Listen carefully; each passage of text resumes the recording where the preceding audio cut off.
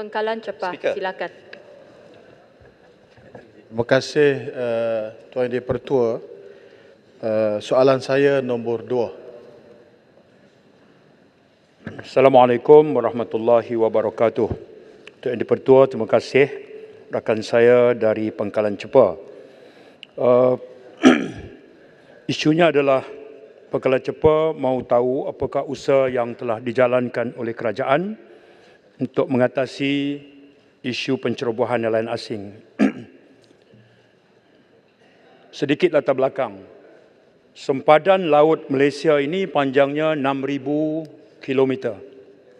Manakala luas laut Malaysia ini keluasannya adalah 556,000 kilometer persegi. Kalau begitu keadaannya, sudah tentu sempadan laut Malaysia terdedah kepada pelbagai ancaman. Salah satunya ialah ancaman nelayan asing. Apa yang telah kerajaan usahakan untuk menangani isu ini? Pertama, secara prinsipnya pengawasan sempadan laut itu dilakukan 24/7 dengan kerahan seluruh aset berasaskan kepada prinsip amalan baik, iaitu surveillance, monitoring, controlling dan enforcement. Apakah bentuk usaha yang dibuat? Pelbagai operasi dibuat. Satu, operasi naga, sifatnya bersepadu. MINDEF, Jabatan Perdana Menteri, MAFI dan KDN. Seluruh agensi kawal selia yang berkenaan akan melakukan operasi dan hasilnya 48,000 pemeriksaan dilakukan, sejumlah 280 nelayan Vietnam, bot nelayan Vietnam ditangkap, ditahan dan 3,240 kru nelayan itu ditahan. Juga dilakukan ops kuda laut, yang ini membabitkan agensi penguatkuasaan maritime Malaysia khusus untuk membenteras pencerobohan bot nelayan asing.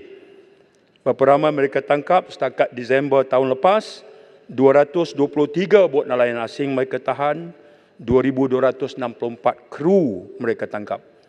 Ada ops Mardov antara Maritime dan Department of Fisheries. Pada masa yang sama, pasukan polis Marine melakukan pelbagai operasi dengan operasi yang diwartakan seperti Ops Gelora, Ops Landai, Ops Paradise, Ops Pensura dan segala macam. Bila ditangkap, kita letak di bawah Akta Immigration 1959, 1963 dan Akta Perikanan. Jadi itu usaha yang dibuat oleh kerajaan untuk menjawab soalan rakan saya dari Pengkalan Chepah. Terima kasih. Pengkalan Chepah, soalan kedua. Terima kasih kepada kekanda saya, Yang Berhormat Menteri. Kalau kita amati jawapan, itulah tipikal jawapan yang selalu kita dengar dalam Dewan ini berkaitan dengan usaha untuk mengatasi pencerobohan ini. Saya fikir sudah sampai masanya kerajaan Malaysia untuk bergerak lebih luar daripada kebiasaan pencegahan ini, iaitu antara G to G. Kerana kita tahu nelayan-nelayan yang menceroboh itu datang dari negara mana.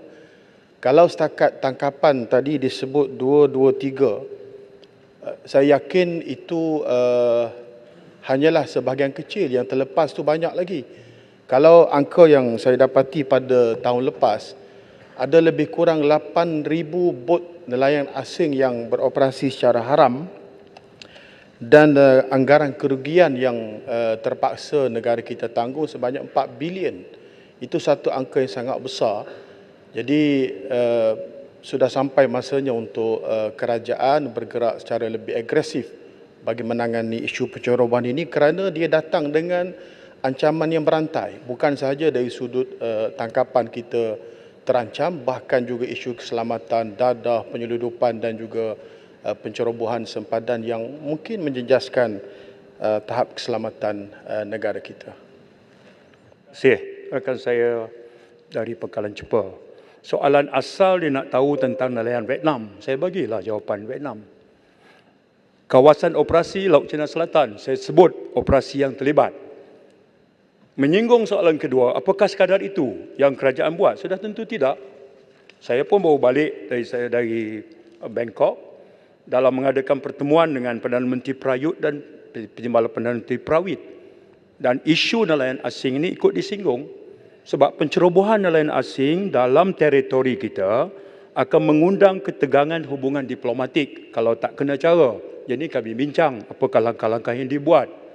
Kerajaan sangat sedar kalau tak dikawal isu pencerobohan nelayan asing, dia akan turut terdedah kepada aktiviti jenayah lain, penyelundupan dadah, human trafficking, lanun, penyelundupan barangan. Itu akan menyebabkan kepada environmental damage sebab overfishing. Itu semua dalam radar tindakan kerajaan. Saya mengundang Pangkalan Cepa datang ke pejabat saya boleh luangkan 1 jam untuk taklimat khusus sebagai maklumat tambahan bagi menunjukkan keterbukaan kerajaan dan kesediaan berkongsi maklumat jika sekiranya Pangkalan Cepa menunjukkan minat yang kuat untuk sama-sama mengatasi masalah nelayan asing. Terima kasih. Setuju, Yang Berhormat. Bagi tarikh.